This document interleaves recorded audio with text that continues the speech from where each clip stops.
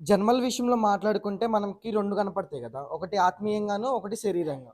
అలాగే ఈ వస్తు ఈ మన పర్సనాలిటీ గాకుండా థింగ్స్ వైస్ మాట్లాడుకుంటే 2 రకాల థింగ్స్ ఉంటాయి. ఒకటి అంతరించిపోయేది, ఎప్పటికి ఉంది. అంటే దాని మీనింగ్ క్షయమైంది, అక్షయమైంది.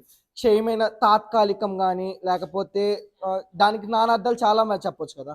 కొంచెం సేపే ఉండేది. దాని సుఖం కొంచెం సేపు అనుభవించగలిగింది. దాని గురించి మనం కొంచెం సేపే తీసుకోగలిగింది ఏంటిదయ్యా అంటే క్షయమైంది. మరి అక్షయమైందంటే ఏంటిది? ఈ ఒక్కసారి నువ్వు దాన్ని పొందావంటే ఎవ్రీ టైమ్ దాన్నెప్పుడైతే నువ్వు ఒక్కసారి పొందావంటే అది ఎప్పుడైనా నీకు తోడుంటుంది. ఇప్పుడు నాలెడ్జ్ విషయంలో గాని ఒక్కసారి నీకు ఒక దాని గురించి నీకొక విషయమైన నాలెడ్జ్ వచ్చిందనుకో, అది ఎప్పటికైనా ఏ సిట్యుయేషన్‌లో అయినా ఎప్పుడైనా ఉపయోగపడుతుంది. సో, అలాగా క్షయమైన థింగ్స్ కొన్నున్నాయి. అక్షయమైనవి కొన్నున్నాయి. క్షయమైన ఎమోషన్స్ కొన్నున్నాయి. అక్షయమైనవి కొన్నున్నాయి. అలాగే ఆనందం. ఇప్పుడు ఫర్ ఎగ్జాంపుల్ ఈ లోకపరంగా మాట్లాడుకుంటే, ఏవన్నా ఒక చిన్న థింగ్ చేసావు. నీకు ఆనందం వచ్చింది.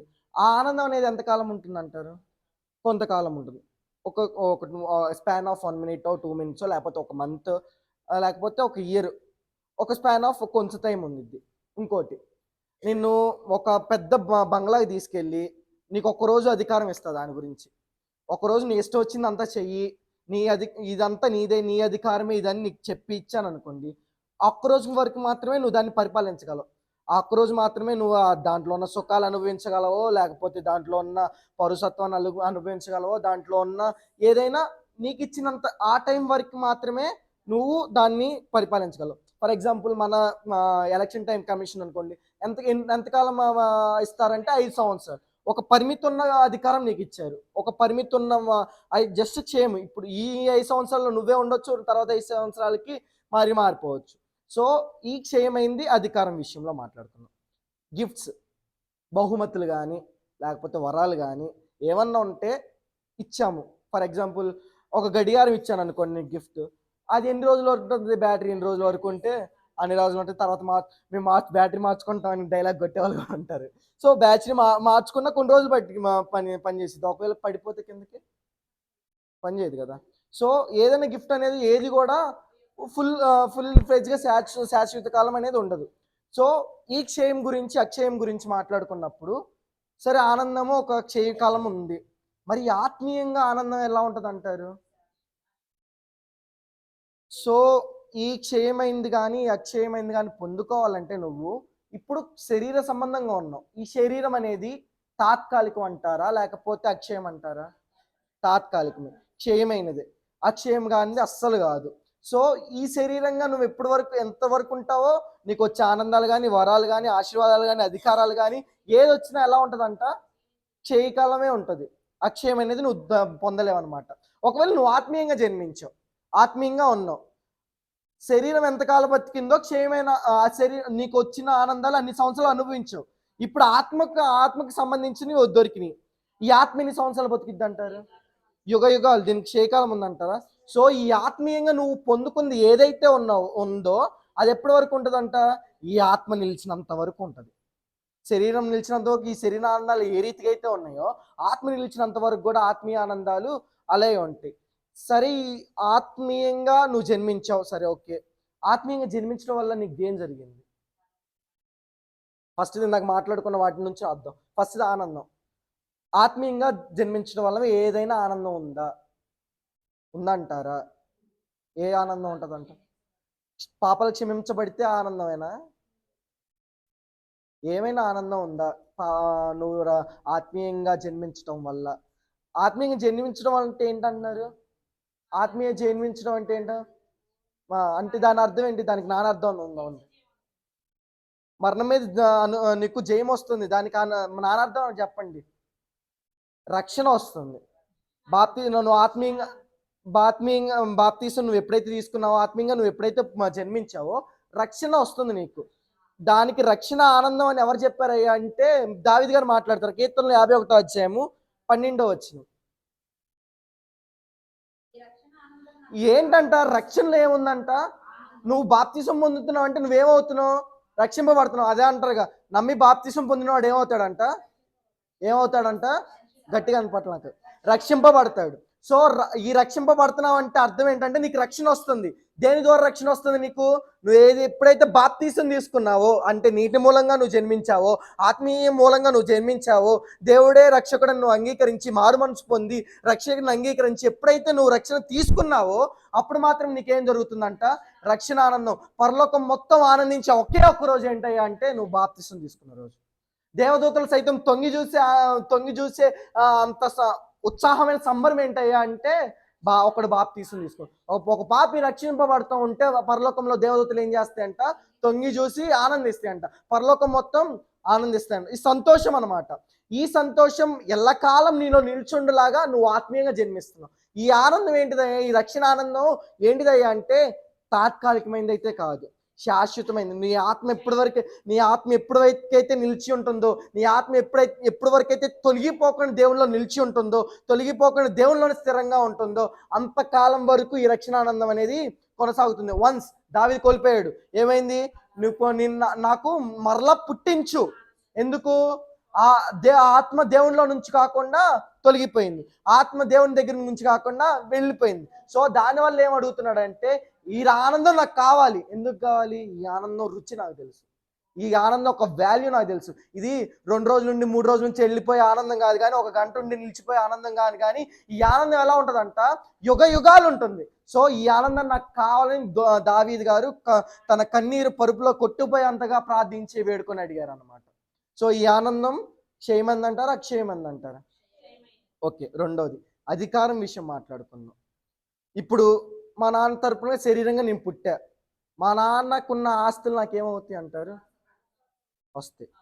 ఇప్పుడు ఆత్మీయంగా, ఇప్పుడు వరకు నువ్వు శరీరంగా పుట్టింది శరీరమును, ఆత్మీయంగా పుట్టింది ఆత్మకు ఏమైందండి? ఆత్మయే ఉంటుంది. ఇప్పుడు నువ్వు ఆత్మీయంగా పుట్టావు, నువ్వు ఇప్పుడు ఆత్మగా ఉన్నావు. నీ పరమాత్మ ఎవరు? పరమ తండ్రి ఎవరు? ఆ ఆత్మ ఉంది. ఆ ఆత్మ యొక్క వారసత్వం ఎవరికి వస్తుంది అంటారు? వస్తుంది అంటారా? ఆ వారసత్వం, ఈ అధికారం ఎక్కడ నీకు ఇస్తున్నాడు అంటే పరలోకంలో ఇస్తున్నాడు. ఆ పరలోకంలో ఎలా ఉంది? బంగారం ఉంది, వజ్రాలు ఉన్నాయి, ఆనందం ఉంది, శాంతి ఉంది, సమృద్ధి ఉంది, ఆకలి అనేది లేదు, చీకటి అనేది లేదు, వెలుగు వెలుతు అనేది లేదు, ఏమీ లేవు. ఏముంది? సంతోషం మీద నీకు అధికారం వస్తుంది. బంగారం ఈ లోకంలో ఎంత కష్టపడి సంపాదించుకొని మొత్తం కష్టం దానికే పెట్టావు. కానీ నీకు వన్స్ ఆత్మీయ అధికారం వస్తే నువ్వు నడిచే బాట బంగారం, నువ్వు నిలుచుండే వీధి బంగారం, నువ్వు నిద్రించే నీ గృహము బంగారమయమవుతుంది అన్నమాట. సో వాటి మీద అధికారం నీకు వచ్చేలాగా నీకు కావాల్సింది ఏంటంటే నువ్వు ఆత్మీయంగా జన్మించడం. ఫస్ట్ థింగ్ శాంతి. అక్కడ చీకటి ఉండదు, అక్కడ ఏడుపులనే ఉండదు, పళ్ళు కొరుకుటంటే ఉండదు. ఇది తాత్కాలికం వరకే సుఖం అంటారా, లేకపోతే యుగాల వరకు సుఖం అంటారా? సుఖం విషయంలో ఆలోచించుకుంటే నీ కంఫర్ట్స్ ఈ లోకంలో ఉన్న వరకు, నీ ఇల్లు కానీ, నువ్వు సంపాదించుకుంది కానీ, లేకపోతే నువ్వు పెట్టి పోషిస్తుంది కానీ దేని వరకు ఉంటుందయ్యా అంటే ఈ శరీరం కంఫర్ట్స్ గురించి. కంఫర్ట్స్, లయబిలిటీస్ రెండిటి మాట్లాడుకుంటే ఏమో లయబిలిటీస్ ఏం చేస్తావు? పొదుపు చేసి ఎప్పుడో ఒకసారి మాట్లాడుకుంటావు. కంఫర్ట్స్ ఏంటి?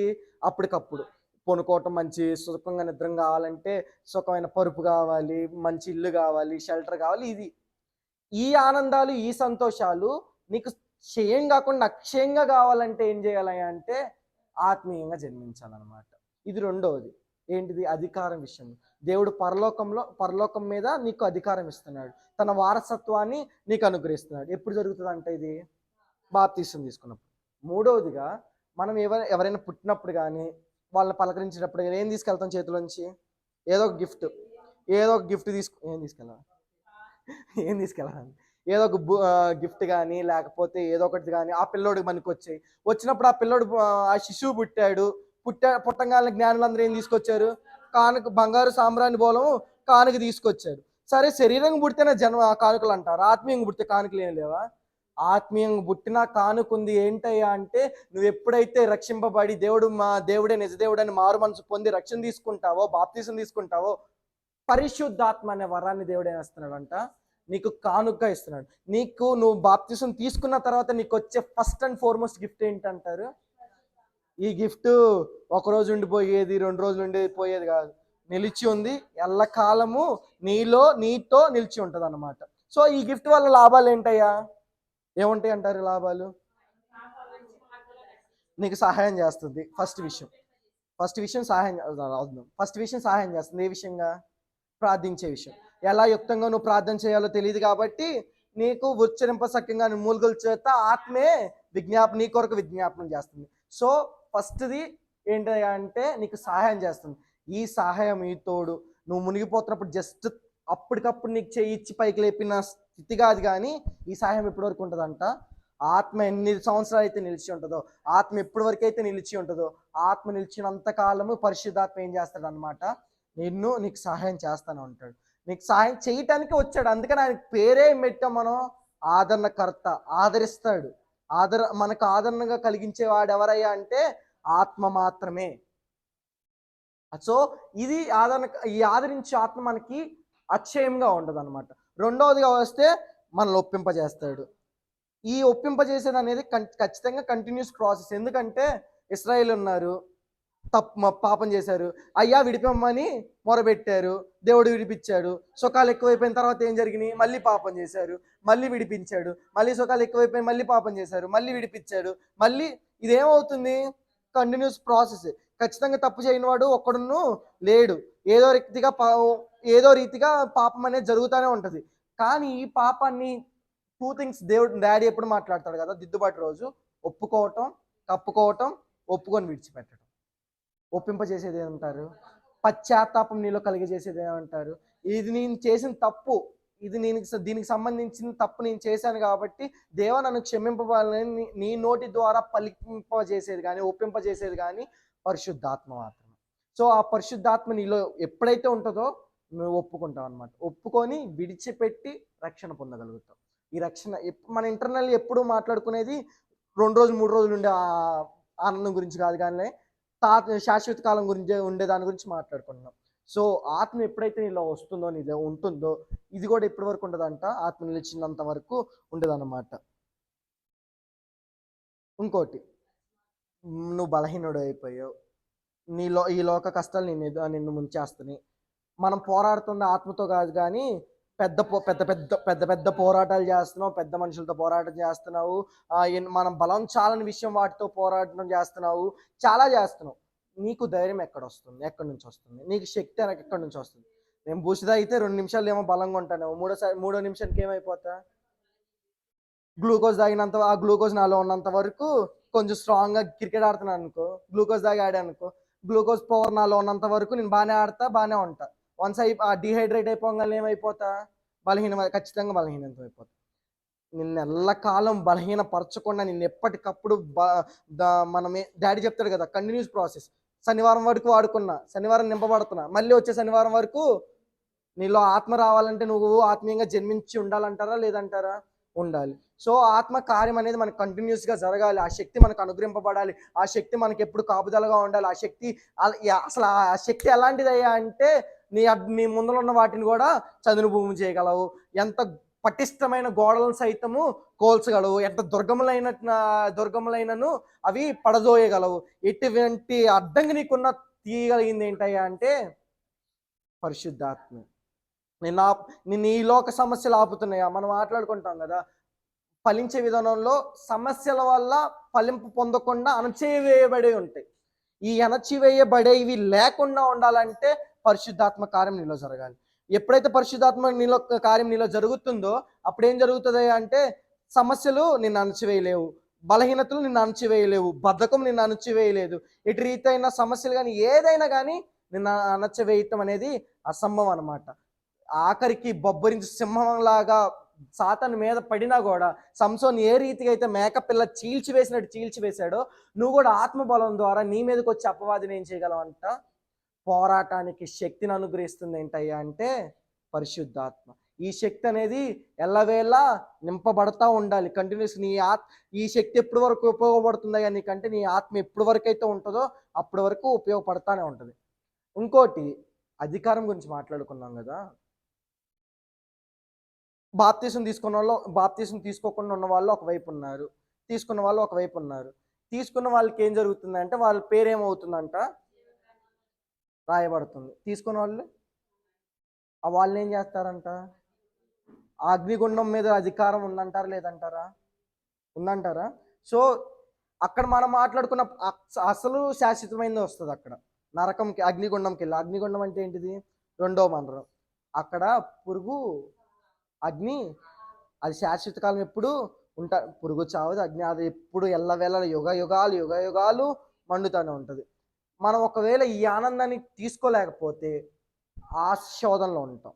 ఈ ఆనందం ఒకసారి వెలుగు, చీకటి ఎప్పుడు కలిసి ఉండదు కదా! ఆనందం, దుఃఖం కలిసి ఉండిద్దంటారా? నేను ఫుల్‌గా ఆనందిస్తున్నా, అదే టైంలో నేను ఏడుస్తున్నా అంటే నమ్మగలమా? నమ్మలేం కదా! రెండిట్లో ఏదో ఒకటి నువ్వు మాయ చేయాలి. నేను ఆనందపడుతున్నట్టు బయటికి కనపడుతున్నానేమో, మనసులో దుఃఖపడుతున్నానేమో. చెప్పలేం కదా! ఫేస్ అనేది ఒక ఇండెక్స్ ఎప్పటికీ కాదు. సో, ఈ 2 కలిసి ఉండటం అనేది అసంభవం. సో, నువ్వు ఎప్పుడైతే రక్షణ ఆనందం కలిగి ఉన్నావో, నీకు ఈ శోధన అనేది ఉండదు. ఈ ఇబ్బంది అనేది ఉండదు. ఈ ఏడుపు అనేది ఉండదు. ఈ పళ్ళు కొరుకుట అనేది అస్సలు ఉండదు. సో, బాప్తిసం తీసుకుంటం వల్ల అధికారంగా రెండోది నీకేం అనుగ్రహింపబడుతున్నాయంటే, రెండవ మరణం మీద అధికారం కలదు. నీ అధికారం ఏంటయ్యా? నీ అధికారం ఏంటి? నువ్వేం సాధించావంటే, నేను నీతిమంతుల పునరుద్ధానంలో ఉన్నా. నాకు రెండో మరణంపై అధికారం లేదని నేను ఈరోజు చెప్పుకోగలను, రేపు చెప్పుకోగలను, ఆఖరికి దేవుడు పునరుద్ధానం అయిన తర్వాత కూడా నేను చెప్పుకోగలను. అంతే కదా! ఇప్పుడు నేను ఇందాక మాట్లాడా కదా! ఒక ప్యాలెస్‌లోకి నేను తీసుకెళ్ళి అధికారం ఇస్తే నువ్వేం చెప్పగలవు? నేను ఒకరోజు ఆ ప్యాలెస్‌లో అధికారంగా ఉన్నానని చెప్పగలను. లేదు ఈ 5 సంవత్సరాలు, ఈ 5 సంవత్సరాలు నేను అధికారంలో ఉన్నా అని చెప్పగలను. కానీ ఎప్పుడైతే నువ్వు రెండో మరణం మీద అధికారం పొందుతావో, ఈరోజు నేను అధికారం పొందిన వాడినే, రేపటికి నేను అధికారం పొందిన వాడినే, తరతరముల వరకు కూడా నేనేంటయ్యా అంటే, నాకు ఆ సర్టిఫికేట్ దేవుడిచ్చేసాడు. రక్షణ అనే సర్టిఫికేట్, రక్షణ అనే వస్త్రాన్ని గుర్తింపు నాకు ఇచ్చేసాడనమాట. సో, అది ఇచ్చినంత వరకు కూడా నేను ఎలా ఉంటాను? అధికారం కలిగి ఉంటాను. నేను అది ఉన్నంత వరకు పరిశుద్ధాత్మ కార్యాలు నాలో జరుగుతూ ఉంటాయి. పరిశుద్ధాత్మ కార్యాల గురించి మనం ఎన్నో సార్లు మాట్లాడుకుంటాం కదా! ఎంత బలమైన కార్యాలు చేయగలవో, ఎంత దుర్గములు సైతం పునా చెరసాల పునాన్ని సైతము ఆహ్, ఆహ్, అదిరించగల బ బల్ అదిరించగల బలం దేనికొస్తుందయ్యా అంటే, పరిశుద్ధాత్మ శక్తి ఎప్పుడైతే పైనుంచి దిగి వస్తుందో. సో, దానికోసమని ముఖ్యంగా మనం ఎవరైనా మరణ వాంగ్మూలాన్ని చాలా బలంగా తీసుకుంటాం గదా! సో, దేవుడు ఎళ్తా చెప్పిన ఒకే ఒక మాట ఏంటయ్యా అంటే, అదొచ్చే వ అదొచ్చే వరకు ఖచ్చితంగా నిలకడగా ఉండండి. ఎందుకు నిలకడగా ఉండండి? ఒకవేళ ఆత్మను దొంగిలించేవాడున్నాడు. నువ్వు పై స్థానం నుంచి కిందకెళ్తున్నప్పుడు నిన్ను కొట్టి నీ రక్షణ వస్త్రాన్ని లాక్కునేవాడు ఉన్నాడు. కానీ ఆయనొచ్చే వరకు జాగ్రత్తగా ఉండు. ఆయనొచ్చిన తర్వాత వన్స్ ఐ స్టెప్ ఇన్ అంటారు గదా! ఆయనొచ్చి ఎప్పుడైతే వచ్చాడో ఇంకా ఆ బలమే సరిపోతుంది మనకి. ఆయన శక్తి చాలు. ఇప్పటి వరకు నీ శక్తి చాలదేమో, నీ బలము చాలదేమో. కానీ పరిశుద్ధాత్మ శక్తి మాత్రం వస్తే, నా ఆత్మ ద్వారా దేవుడు చెప్తాడు కదా! నీ బలము చేతనైనను, నీ శక్తినైతే ఏది కాదు కానీ, నా ఆత్మ ద్వారానే దీన్ని చేస్తాను. సో, నువ్వు బలహీనత పడుతున్నావేమో, నీకు రక్షణ వస్త్రం వచ్చినప్పటికీ, ఆయనకి వస్త్రం ఉంది. అక్కడి నుంచి వచ్చాడు. ఎక్కడి నుంచి?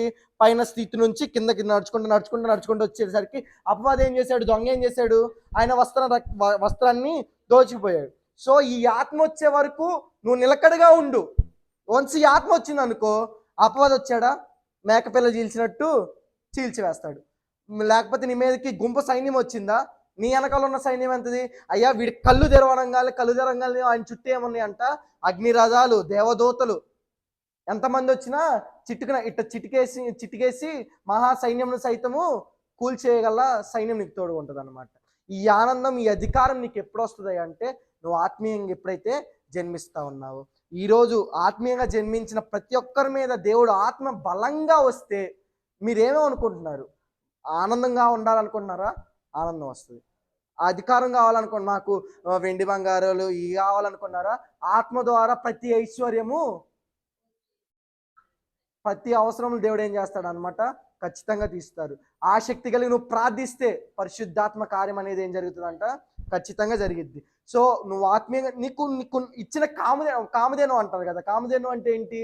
ఏ అవసరమైనా తీర్చేసిద్ది అనమాట. నీకు అనుగ్రహింపబడే కామధేను ఏంటయ్యా అంటే, నువ్వు రక్షణ పొందటమే. నువ్వు రక్షణ పొందావా? ఆనందించగలవు. నువ్వు రక్షణ పొందావా? పరిశుద్ధాత్మ ద్వారా ఏ కార్యాలైనా చేయగలవు అనమాట. రక్షణ పొందనంత వరకు మనం ఒకే కేసు చూస్తాం కొర్నేలి విషయంలో. అది కాకుండా మిగతా ఏ కేసులో చూసినా కూడా ఏం జరుగుతుంది? నువ్వు రక్షణ పొందంగానే ఖచ్చితంగా పరిశుద్ధాత్మ కార్యము జరగాల్సిందే. పరిశుద్ధాత్మ కార్యం ఇంకా జరగట్లేదు అంటే ఆత్మీయ స్థితిలోనే ఉన్నామా, ఆత్మీయంగా ఉన్నదనేది మనం విశ్లేషించుకోవాల్సిన విషయం.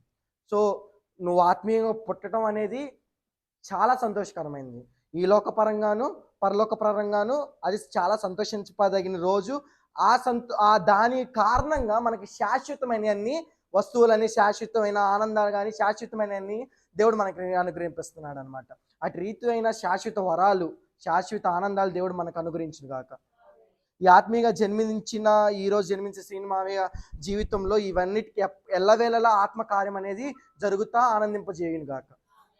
ఈరోజు మన మీదకి ఆ పరిశుద్ధాత్మ బలంగా వచ్చి మనం కూడా దేవునిలో ఆ పరిశుద్ధాత్మ కార్యం మన జీవితంలో, మన కుటుంబంలో జరుగును గాక. దేవుడి మాటలు దీవించి ఆశీర్వదించును గాక.